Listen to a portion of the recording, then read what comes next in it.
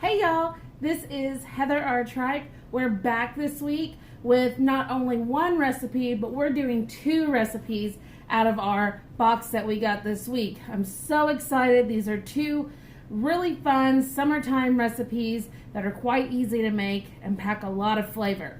So the first thing that we're going to make, summertime classic, we made the pasta salad last week. This week, we're making potato salad. We're going to add a few different ingredients into it, a few sort of different methods of doing it that I think makes it a lot better. We're also making this with an herbed vinaigrette. So we're not going to have any mayo in this one, and it's absolutely delicious. The second recipe we're going to make, we got blueberries, we got to do something with those. So we are going to make a blueberry cucumber fizz. So the one I'm making is non-alcoholic, but you can definitely add in a little bit of alcohol to it, and we'll talk about that here in just a little bit. So let's go ahead. We're going to get started with our potato salad. So I've prepped a few things. Let's talk about how we did them. So our first ingredient are potatoes.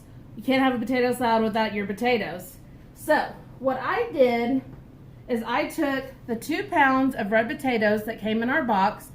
I actually like to roast mine instead of boil them for potato salad. A lot of the times when you're making potato salad and you're using, the ones that you boil, they sort of get mushy as they set and as you stir them around.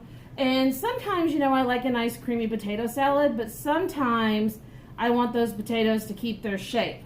So what I did was I just diced mine up into pieces, about like that, skin on, have to with our red potatoes, and I tossed those in a little bit of olive oil and salt, pepper, and then I roasted them at 425 for about 20 minutes. So yours would take anywhere from 20 to 25 minutes, and I know, we don't want to turn the oven on in the middle of the summer because it's so hot anyway, but this is a recipe that you can make the night before. So roast your potatoes the night before, when your house is a little bit cooler, and it makes all of the difference. All right, so we've got our potatoes in here. I'm going to set those to the side. Now let's talk about something I'm adding into mine that you really don't necessarily see in a lot of potato salads, but I had to, and that's our green beans. My mama makes this dish with potatoes and green beans and bacon, and I think I could eat it every single day. It's so good. So this is sort of my little play on adding that in there. We know they go well together. They're beautiful. We've got them in our box. Let's go ahead and add those in. So I took my pound of green beans, I blanched them in boiling water for 2 minutes, strained them and submerged them into ice water to shock them, and that's going to stop their cooking. And then that way we get this beautiful bright green color that we're going to add into this. So what I'm going to do is I'm going to take these, we're going to line them up. Let's move that out of the way. And I'm just going to cut these into thirds. And right here. So when you get done, you've got them about that size. Because we really don't want huge long pieces of anything in here. We want everything to be about the same size. So I went ahead and did the rest of them, so y'all didn't have to watch me cut up green beans for a while. So we've got those in here. Beautiful. We're going to add those right on in. And just like with any salad, if I'm making a salad with lettuce or kale, I like the other things I'm adding in to be almost just as much. So this salad is going to have a lot of green beans, a lot of potatoes. Oh, so good. All right, let's go ahead and get those mixed together. Grab a spoon here. And we're just going to sort of toss these around. Now, I'm not adding bacon into mine today, but I have made it before and added some crumbled bacon in there. So good. So if you like bacon, definitely go ahead and add that in there. If you want something that's sort of a little bit meaty, but without adding the meat to it, you could also saute up some mushrooms or roast some mushrooms and add in here, and that would be really good as well. Next thing we're going to add in is I'm doing a little bit of shredded carrot. So this is just over a cup. So that's going to be about 2 to 3 carrots. I actually, little secret, I like to keep a bag of shredded carrots in the fridge. That way if I'm making a potato salad or a pasta salad or a regular salad, I already have this done. So we're going to add that in there. It's also going to add a beautiful color. The next thing that we're going to add in, it's a little bit different, but I love it in potato salad. Cucumber. So we're going to take one of our cucumbers and I'm going to cut the ends off. Set that over here. And I'm actually not going to peel mine. You could definitely peel it if you want to. I like that little bit of added crunch that we're going to get from the outside, and I like the bright green color that we're going to get. So we're going to leave it on there. I am going to slice it right down the middle though. So we have 2 long pieces. So cucumbers are a lot of water. So what we want to do is we actually want to take the seeds out. So that's where a lot of our water is going to be kept. And if we're making this, say, the night before, we don't want to wake up the next day, open it up, and there's a lot of extra liquid in there. So we're just going to take a regular spoon, and you can either just go straight down right over those seeds, or you can take your spoon and just sort of go under where they are and pull up. Either way works fine. It's whatever you're the most comfortable with. Get that out of there. This is also nice. You can take these and just stuff them with whatever you want, and they're so good. I'm going to set this right over there. And now what I want to do, just to make it a little bit more manageable, is we're going to cut them in half. So now we have 2 pieces like so. I'm going to do the same thing here. And then what I want to do, because I want everything to be about the same size or a little bit smaller, is I'm actually going to take this and cut these in half lengthwise again. And if you've got a super big one, you can always cut that again if you want them to be a little bit smaller. That's totally up to you. But now we're going to lay these like so. We're going to do our claw here. We're going to cut straight down till we get some nice pieces about like that. So we're going to finish cutting up these cucumbers. All right. We've got our cucumbers ready to go. Let's go ahead, just add them in here to our bowl.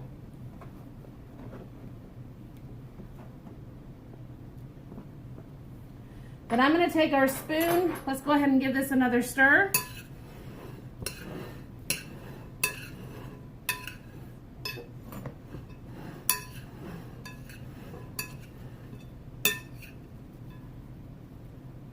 Isn't that looking gorgeous so far? So many pretty colors. All right, so we're also going to add in some of our green onions from our box. So I'm going to use 4 in mine. And so I'm going to take, and I'm actually going to just use the green parts. So we're going to cut those like so. Now you can take these, see they've got the roots on them there. Stick this in a jar of water. In about a week or so, it's going to regrow the tops. So I'm going to keep these over here to the side, and then I'm going to put those in a jar and grow me some more. So now with our green onions, I'm going to take, and we're just going to give them a dice. If you really love green onions and want a stronger flavor, you can definitely make them a little bit bigger. But I'm just doing mine about like that. I'm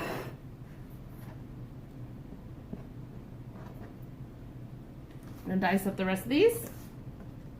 Beautiful. We'll give this another stir. And the reason why I like to stir after we add our stuff in is because these flavors can already start blending together. Those cut green onions can get in on our potatoes, you know, and our green beans and everything else, and really start adding some flavor quickly. We've got one more thing we're gonna add into it, but we're gonna wait and make our dressing first, and then that will be the thing that we put on at the very end. All right, so our vinaigrette is gonna be pretty straightforward on this one. I'm gonna grab a bowl here, and this is going to be where we make our dressing. And then we are going to grab, now I just use some herbs that I grow outside. I live in an apartment, so I can't have, you know, an in-ground garden, but I have lots of pots out there with herbs, which is very nice because I can just grab a little bit as I need them. So in here, I've got 1/4 cup of fresh dill minced up and 1/4 cup of flat leaf or Italian parsley. And I just mince those up, mix them together. You can add whatever herbs you want to. If you've got chives, you could do that maybe and save your green onions for something else. If you wanted to put some basil in there, you could do that. Totally up to you. If you have dried dill, I would use about 1.5 tablespoons and then taste it and see if you want to add some more. Your dried herbs are going to have a lot more flavor to them than your fresh ones do. So since we did 1/4 cup of fresh, that's why we would go down to about 1.5 tablespoons of your dried. You can always add more in later if you want it to be more flavorful. So we've got our herbs ready to go. I also have 3 cloves of fresh minced garlic. That's also going to go in. 2 tablespoons of fresh lemon juice. You could also use a vinegar. So if you have a white wine vinegar or a red wine vinegar, you could use that. Apple cider as well. The only one I would probably stay away from is a white distilled vinegar, just because it's very harsh and doesn't have a lot of flavor to it. You could even use more mustard than what we're using. You know, it's whatever you like. We've also got our olive oil, of course. A little bit crushed red pepper, salt, pepper, Dijon mustard. We're adding that in there, and that's going to help emulsify everything. So what I want to do, we're actually going to add in our herbs and our garlic last, so I can really show y'all how it works as far as emulsifying our liquids. So we are going to go ahead and add our lemon juice in. Do a pinch of red pepper flakes.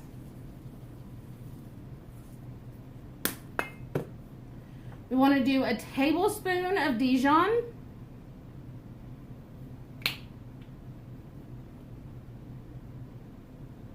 There we go. And then a little bit of salt and pepper. More there. Fresh black pepper. All right, got our pepper in there. Let's go ahead, give this a whisk. So everything's incorporated. I'm also going to add in just a touch of sugar. Honey also works nicely. Just something that's got a little bit of sweetness. So I'm adding in a little bit of sugar here, a little bit of sweetness. Just about 1/8 teaspoon. Let's whisk that in, make sure that sugar dissolves. We just want to counteract our vinegar. I'm sorry, not our vinegar.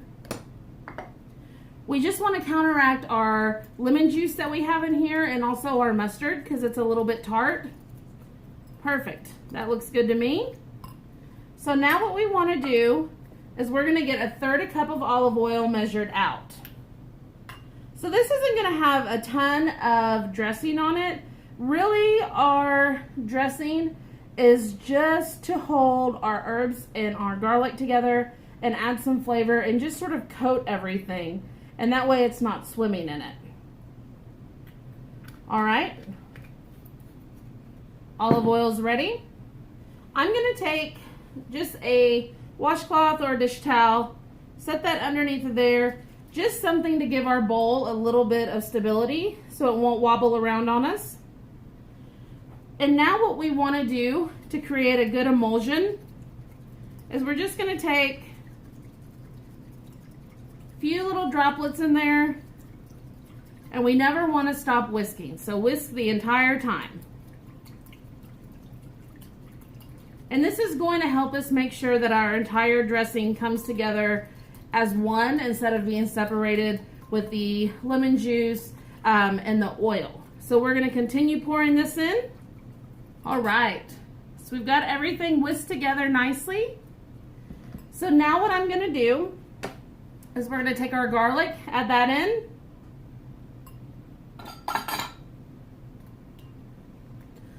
Our herbs, add all of those in there. And as you'll see, once you get those in there, it's a pretty thick mixture here, and that's exactly what we're looking for. Let's give it a taste.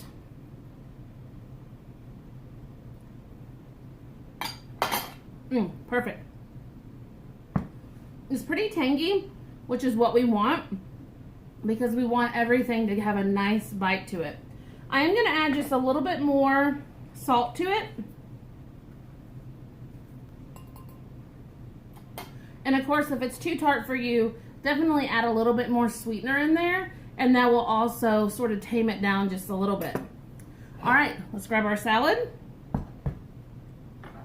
We're going to drizzle this all over.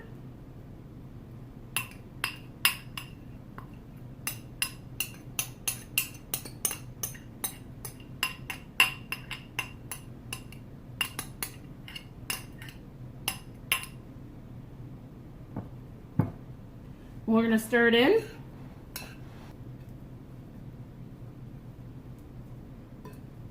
I'm going to add a little bit more black pepper to the whole thing. Awesome. Stir this in.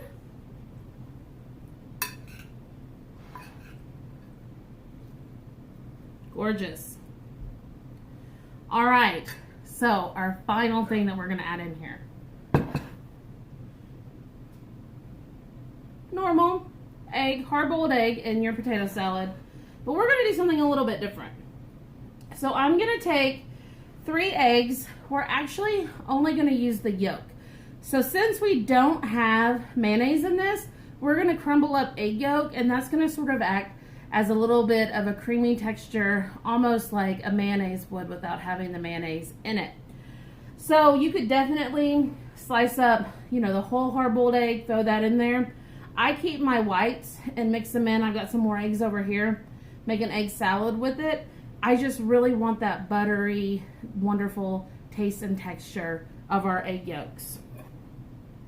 So what we're gonna do is just gently go around here. We can pop that open. Perfect. So I went on about 3 or 4 months ago a journey to find the best way to hard-boiled eggs. I've been doing it my whole life, but whether I use old eggs or new eggs or farm eggs or store eggs or whatever, I could never get them to peel right. And so I was like, I'm gonna do all these different methods and we're gonna figure this out. So my tried and true method to hard-boil eggs is to use a strainer. So what I do is I put about an inch of water in the bottom of a saucepan, and then put the lid on it, bring it to a boil, and then I put a strainer inside of it and put my eggs right on there, put the lid on. I turn it down to about medium so it stays boiling, and then let it boil for 14 minutes. Take it out, submerge it in ice water, let them get a little bit cool. I usually just do a couple minutes, and then peel them. I crack the top and the bottom, and then just sort of do them like this, and it just peels right off. It's wonderful. So we're just going to take our egg yolks here, crumble them right over top. Gorgeous. Just that little bit of added color, the butteriness of our egg yolks. And it just looks so beautiful. And if they don't peel completely right for you, then no one will ever know. because we're just using our yolks. Alrighty. Let me show this to y'all. Look at that. Isn't that gorgeous? Now, we've got to do our taste test to make sure it all tastes great. Let's make sure we get a little bit of everything. Put a green bean on there. All right, let's try it out.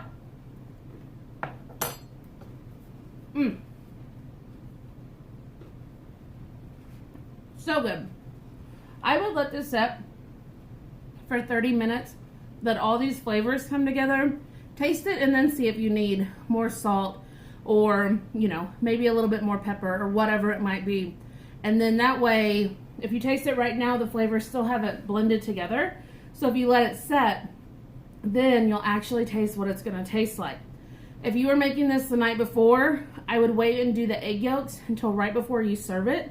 That way they stay beautiful and light and fluffy. So here is my easy herb potato salad, crowd favorite. I can't wait to dive into this. So we're going to come back here in just a second. We're going to make our blueberry cucumber fizz. See y'all here in just a second. We're back with our final recipe. So we're going to make a blueberry cucumber fizz. So let's get started. I've got a few things ready. I've sliced up into little rounds some of our cucumber.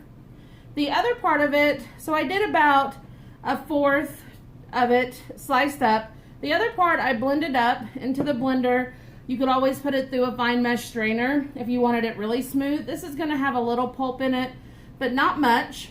I took some of my blueberries and I did a cup of blueberries, a half a cup of sugar, a half a cup of water, boiled those together for about 10 minutes, and then took it off the heat, stirred it around, made sure those blueberries had burst open. Let it set for 20 to 30 minutes.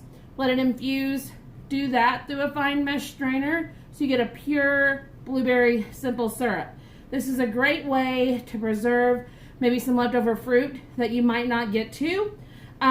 You can also freeze this in ice cube trays, and then you have it ready for any time that you want it. So let's make our drink. So the first thing that we want to do, we've got our glass here, and I'm going to add in about a tablespoon or two, depending on how big your glass is. This one's a little bit larger, so we'll probably go with 2 tablespoons, but we're going to put that on the bottom, like so. So you can definitely see that there. Then the next thing, we're going to add in a little bit, about a tablespoon of our juice from our cucumber. Now we're going to grab something that really makes this so perfect. All right, I actually took some of our blueberries, froze them in just some plain water. You could always, just go ahead and use, your blueberry juice if you wanted to do that. But what this is going to do is this is going to let us have blueberries suspended all the way throughout.